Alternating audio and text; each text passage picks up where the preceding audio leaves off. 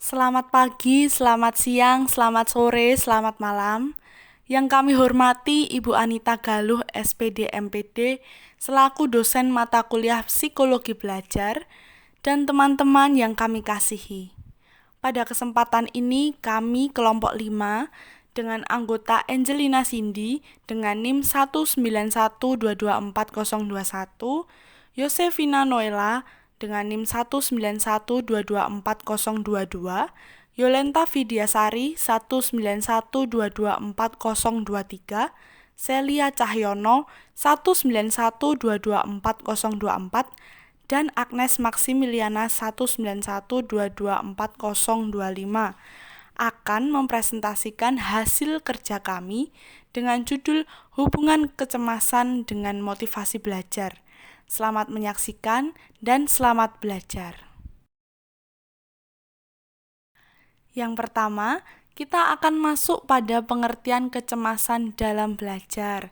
Melalui mata kuliah psikologi belajar ini, khususnya pada bab kecemasan dalam belajar ini, kita sebagai calon seorang guru diharapkan untuk besok dapat memahami apa saja kecemasan belajar dan cara mengatasi kecemasan belajar yang dialami oleh peserta didik. Nah, yang pertama kita masuk pada pengertian menurut Atkinson 2001 yang menyebutkan bahwa kecemasan adalah perasaan tidak menyenangkan, ditandai dengan istilah-istilah seperti kekhawatiran, keprihatinan, dan rasa takut yang kadang-kadang dialami dalam tingkatan yang berbeda-beda. Nah, ini bisa dicontohkan dengan rasa tiba-tiba peserta didik itu berkeringat atau tangannya bergetar sendiri. Kecemasan merupakan keadaan emosional yang tidak menyenangkan, seperti perasaan tertekan dalam menghadapi kesulitan sebelum kesulitan itu terjadi, dan ditandai dengan adanya perasaan khawatir, prihatin, dan rasa takut pada situasi tertentu.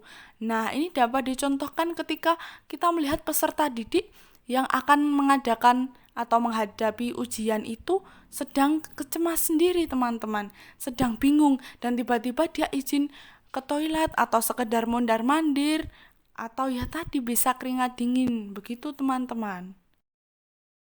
Yang kedua, ini ada Kirkland dalam Slameto 2010 menyatakan bahwa tingkat kecemasan yang sedang biasanya mendorong belajar. Sedang tingkat kecemasan yang tinggi itu mengganggu belajar, teman-teman. Demikian yang dapat saya sampaikan. Selanjutnya akan dilanjutkan oleh teman saya. Berikut ini adalah beberapa teori yang ditemukan oleh beberapa para ahli. Yang pertama adalah menurut Prawitasari. Menurut Prawitasari, siswa-siswi yang memiliki motivasi belajar tinggi akan mengalami reaksi afektif positif dengan menunjukkan perasaan senang dan menikmati aktivitas mereka dalam menyelesaikan tugas-tugas akademik yang mereka hadapi. Yang kedua adalah penemuan dari Ejen dan Kauchak dalam Prawitasari tahun 2012 yang menyatakan bahwa kecemasan dalam kadar yang moderat atau sedang berdampak positif bagi motivasi. Tetapi, jika tingkat kecemasan sangat tinggi, justru akan berdampak menghancurkan motivasi.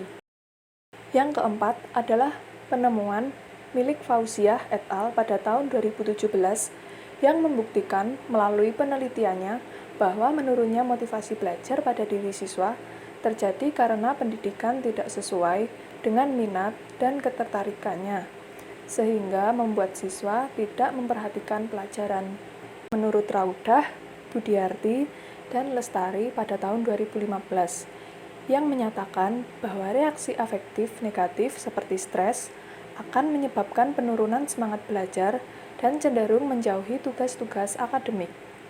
Yang kelima, menurut Ahyani dan Asmarani pada tahun 2012, menyatakan bahwa rendahnya tingkat kecemasan dapat meningkatkan semangat belajar melalui faktor internal dan eksternal, berupa dukungan dan prasarana, ketepatan cara dan gaya belajar seseorang, minat, lingkungan keluarga, dan sekolah yang mendukung.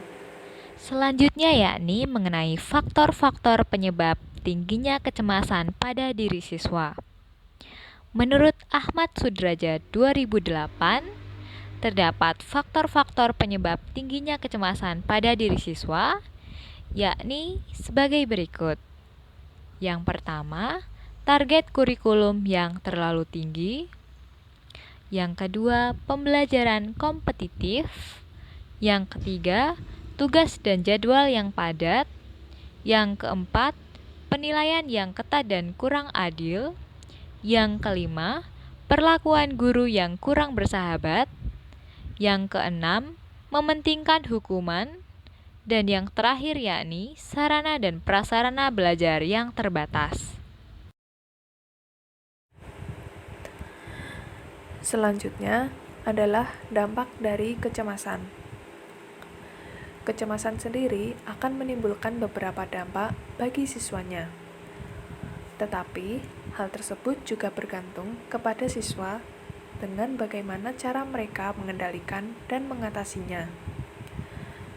Freud dalam Ki Fudiartanto tahun 2012 mengungkapkan, apabila tidak bisa mengendalikan kecemasan melalui cara-cara rasional, maka ego akan mengendalikan cara-cara yang tidak realistis. Nah, cara-cara yang tidak realistis disebabkan karena hilangnya motivasi belajar siswa, sehingga menyebabkan mereka menjadi sering mencontek, meminta jawaban teman, atau menyalin jawaban teman. Semua itu mereka lakukan dan mereka normalisasi, karena mereka hanya ingin sekadar mendapat nilai bagus, sehingga terhindar dari kecemasan dan juga stigma atau komentar buruk. Tetapi sebaliknya, apabila siswa telah berhasil mengantisipasi dan mengatasi gejala-gejala kecemasan, maka perasaan ini akan menjadi sumber motivator. Seperti yang diutarakan oleh Gerard Corey pada tahun 2010, bahwa kecemasan adalah suatu keadaan tegang yang memotivasi kita untuk berbuat sesuatu. Ini merupakan sisi lain dari bentuk tanggapan siswa terhadap kecemasan belajar. Berbeda dengan yang sebelumnya, kecemasan ini justru dijadikan sebagai motivasi untuk peningkatan diri. Seperti misalnya, siswa menjadi lebih berani dan melawan rasa cemasnya serta rasa takutnya untuk berani menjawab pertanyaan atau menawarkan diri untuk mengerjakan soal di depan. Setelah mengetahui kecemasan dalam belajar siswa, terdapat upaya-upaya yang dapat dilakukan, antara lain sebagai berikut. Yang pertama, menciptakan suasana pembelajaran yang menyenangkan. Artinya, kita sebagai seorang guru harus bisa membangun suasana positif yang menyenangkan. Cara sederhananya seperti menanyakan kabar mereka. Bagaimana kabar mereka hari ini? Apakah mereka pernah melakukan kegiatan yang berkaitan dengan materi hari ini? Atau apakah mereka tahu materi hari ini tentang apa? Hal ini membuat siswa dapat merasa nyaman. Yang kedua, mengembangkan sense of humor. Ini sangat baik bila dikembangkan selama kegiatan pembelajaran berlangsung, seperti contoh dan perumpamaannya dengan nada jenaka tentang materi yang sedang diajarkan. Kemudian melontarkan sebuah pertanyaan jenaka kepada siswa. Hal ini dilakukan supaya suasananya menjadi menyenangkan. Ketika membuat suasana yang menyenangkan ini dan sudah dilakukannya, siswa dapat lebih memahami materi, lebih mudah memahami materi, dan dapat mengurangi kecemasan mereka. Yang ketiga, melakukan kegiatan selingan dengan cara dibebaskan membaca buku, bermain catur, bermain game, menonton film, dan lain sebagainya sesuai dengan minat mereka.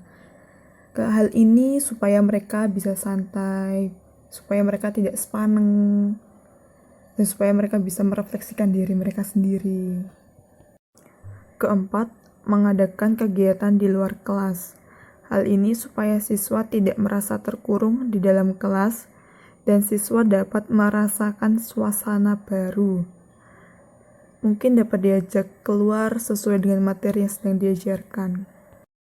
Kelima, memberikan tugas dan materi yang moderat. Artinya, tidak terlalu mudah dan tidak terlalu sulit.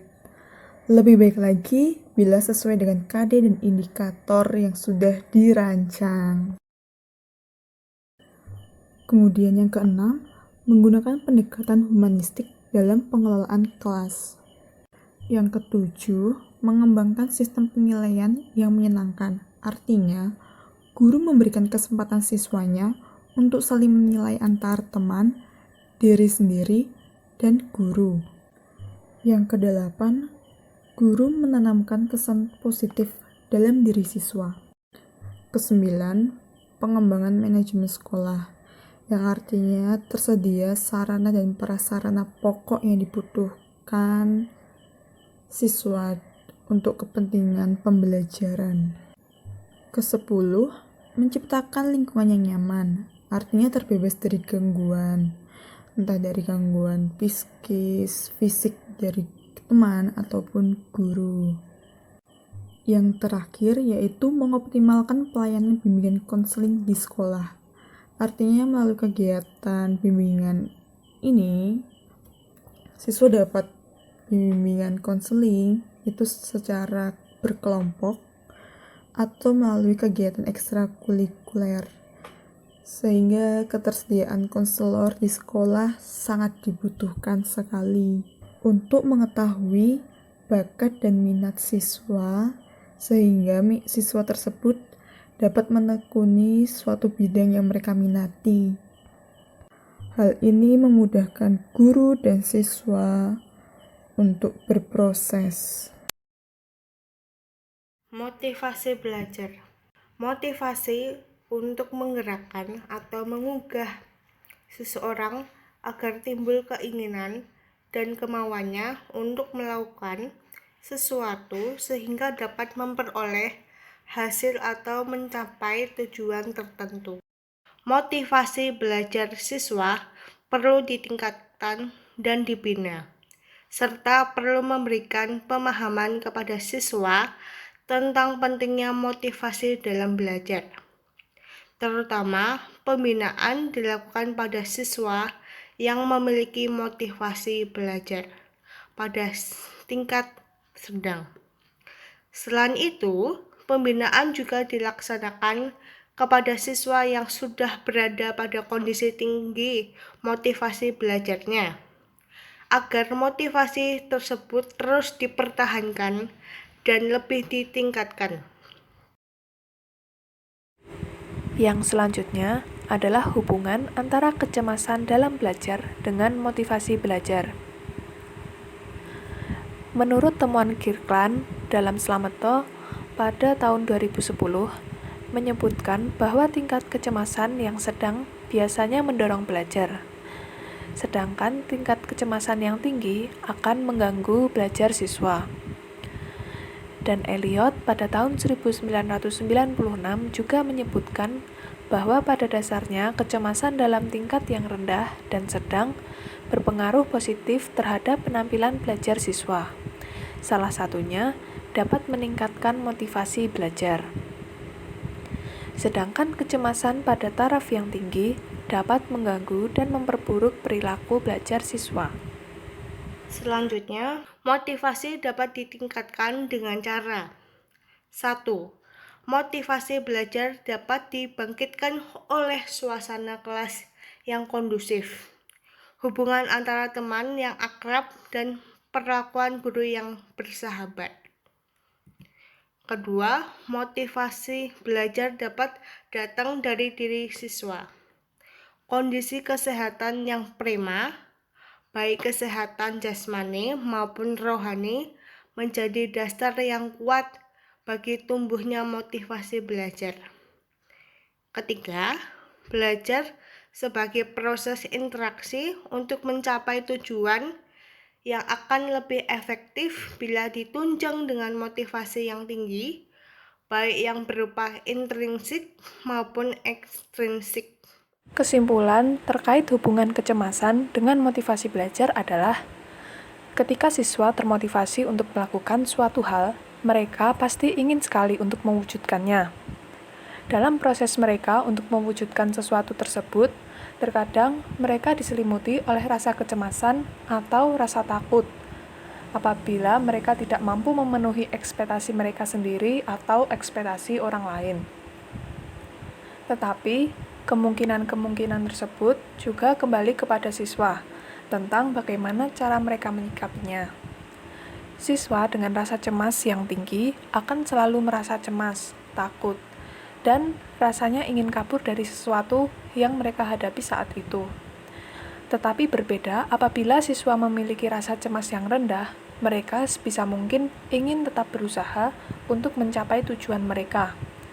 Mereka berusaha untuk melawan rasa takut dan cemasnya, dan juga menjadikan kondisi mereka saat itu menjadi sebuah motivasi agar ia dapat bekerja lebih baik dan mewujudkan target mereka.